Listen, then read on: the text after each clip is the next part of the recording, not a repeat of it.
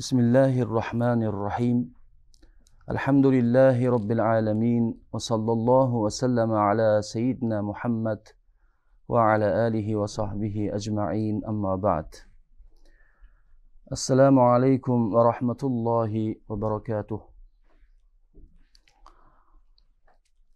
إمام الترمذي رحمة الله عليه مشهور صحابة أبو سعيد الخدري رضي الله عنه دان rivoyat qilgan bir ajoyib hadis sharif bor.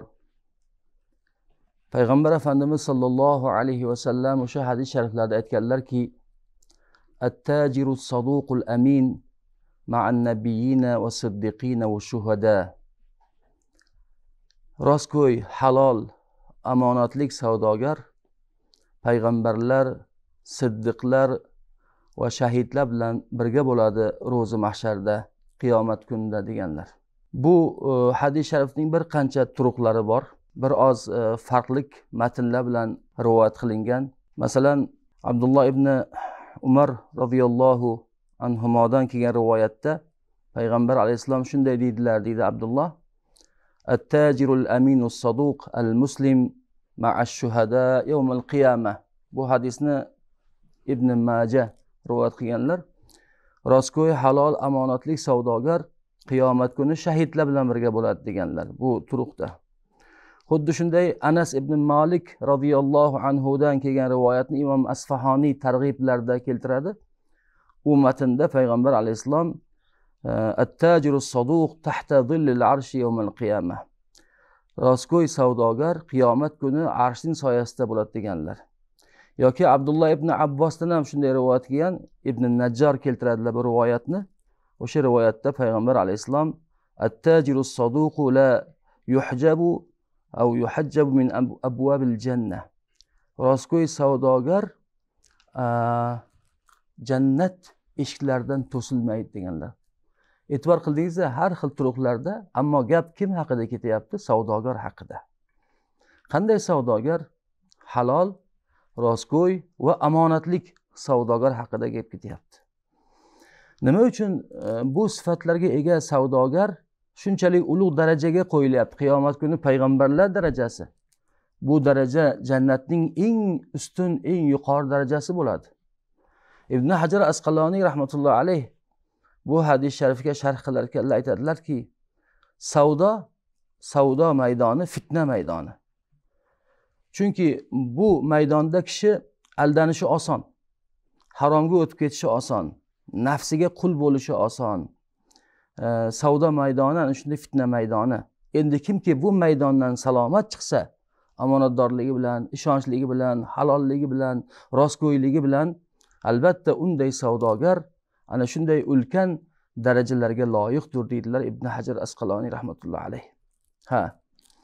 Savdogarlik demak ham dunyoda barakali kasb yoki ish sohibi, ham qiyomatda payg'ambarlar va siddiqlar va shahidlar bilan bir maqomda turuvchi zot bo'lar ekan. Qachonki savdogar halol bo'lsa, rostgo'y bo'lsa va omonatlik bo'lsa. Ammochi aks holda bo'lsa-chi? Esingizda bo'lsa, bir necha yillar oldin butun dunyoga vahima solib bir vabo kelgan edi, COVID-19 deb nomlangan edi bu vabo. O'sha vabo aslida insoniyatga katta saboq, nafaqat sinov bo'lib kelgan edi, katta saboq bo'lib kelgan edi, katta dars bo'lib kelgan edi. Aslida bunday narsalar insoniyatga sinov bo'lib keladi, bir narsadan xabar bo'lib keladi. Lekin inson boshiga vabo kelganda, balo kelganda o'z qilmishlaridan bo'layotgan deb o'ylash o'rniga vabo vaqtida ham ko'proq odamlardan foyda ko'raman degan yo'lda bo'lsa, u insonni qanday inson deb atash mumkinligini men bilmayman. Chunki esingizda bo'lsa, Covid vaqtida nima qimmat bo'lib ketdi? Niqob, maska, yuzga taqadigan tibbiy niqob, maska qimmat bo'lib ketdi. Aslida bunday mahalda arzon bo'lish kerak. Bugun poytaxtimizdagi ekologik vaziyat alhamdulillah mana shu kunlarda o'z iziga tushadi. Allohning yordami bilan. Butun boshli davlatimiz, davlat rahbarimizni o'zlari boshda turib, xalqimizni bu hasharga chorlab, butun mutasaddilar bunga hamkorlikda kirishgan inshaalloh. Uning ustiga o'tgan kuni boshlaganimiz 1 milliard istig'for loyihamizga alhamdulillah juda ko'p vatandoshlarimiz juda ko'p behisob hamkorlik qilishyapti, qo'shilishyapti. Birgina shu videoning Telegramning o'zida 2 millionga yaqin ko'rib qo'yilganligining o'zi gapimizning isboti. U allaqachon kechani o'zidayoq 1 milliarddan istig'for oshib ketgan edi. Oshib ketgan edi. Endi qarangchi, davlat bu borada qadam tashlab, havoni tozalaydigan, filtr qiladigan apparatlarga bojni olib tashladi. Yengillik. Lekin biz esa aynan vaziyatdan yana uddabaronlik bilan, tadbirkorlik bilan foydalanib qolib, aynan shu havo tozalaydigan, havoni filtr qiladigan apparatlarni narxini bir necha barobar oshirib yuboryapmiz. Bozorlarda bu narsa defitsit bo'lib qoldi. Qimmat bo'lsa ham yo'q, chunki xalq shunga muhtoj bo'lib turibdi. Hamma olyapti. Shuni bilib turib, narxni bir necha barobar oshirish uchun inson vijdonini, insofini necha pulga sotgan bo'lish kerak. Axir bu ish faqat iqtisodiy masala emas, bu endi vijdon, iymon masalasi. Hazrat Umar radhiyallohu anhu davrlarida bir voqea bo'lgan. Qimmatchilik vaqtida ba'zi bir savdogarlar donlarni bozorlardan yig'ib olib bir joylarda to'plab qo'yishadi. Maqsadlari yana ham qimmat bo'lganda sotamiz deb. Ehtikor deydi shar'iy istilohda buni.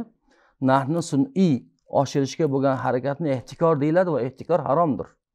Alloh taolo Fir'avnni ehtikor qilgan deydi. Xato qilgan, ehtikor qilgan deb zikr qiladi. Shunday yomon narsa.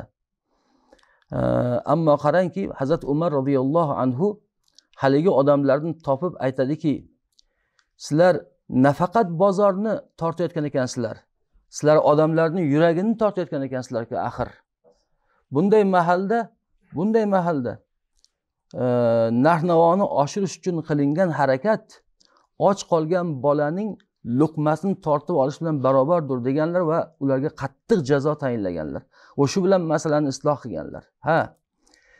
Qiyinchilik kunlari, sinovlik kunlari, xalqning boshiga imtihon kelib turgan mahalda xalqqa ehtiyoji katta tushib turgan narsaga narxni nihoyatda oshirib yuborish odatdagidan tashqari.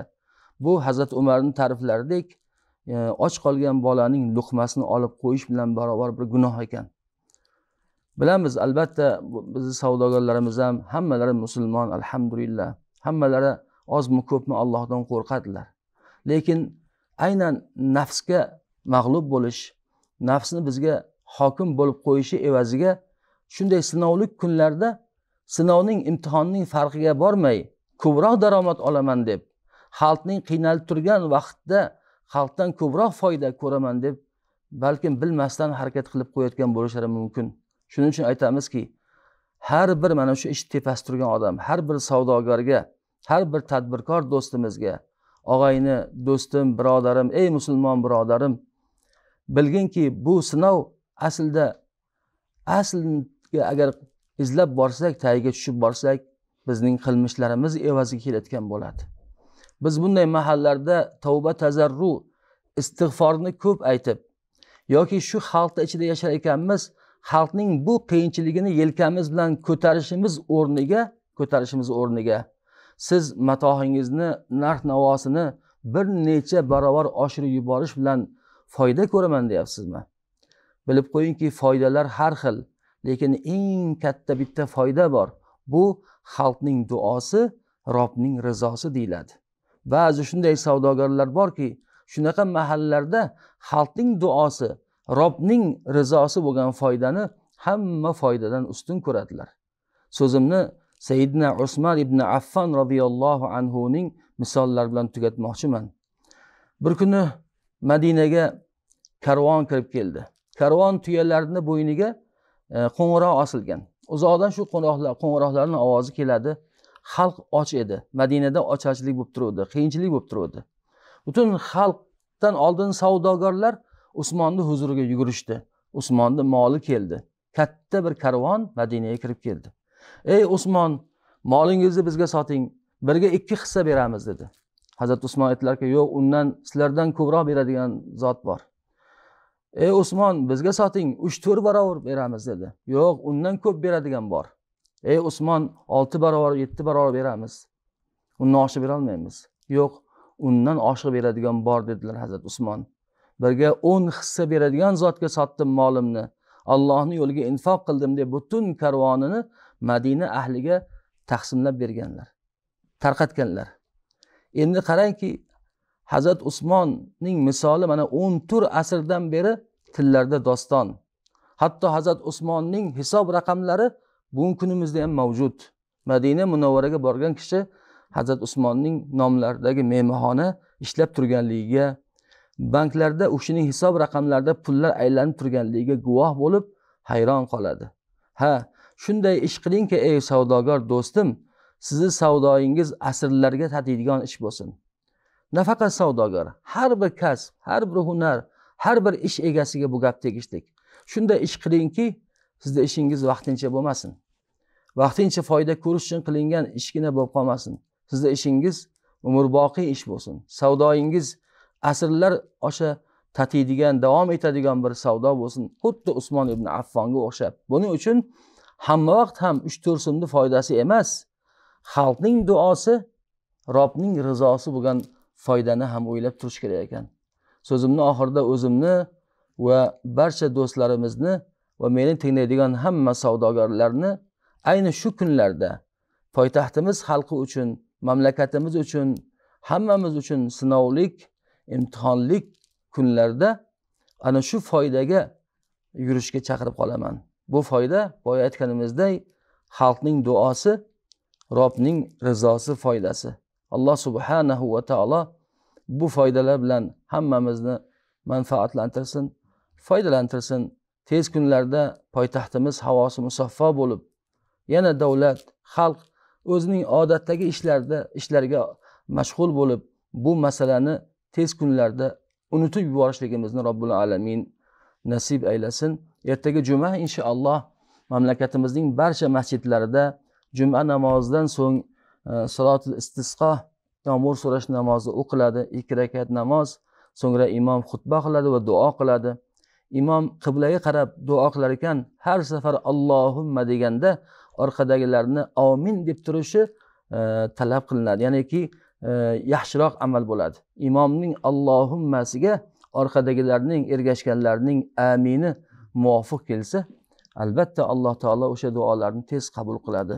Allohumma salli va sallim va zid va barik ala sayyidina Muhammad va ala alihi va ashabihi ajma'in. Amin ya rabbal alamin.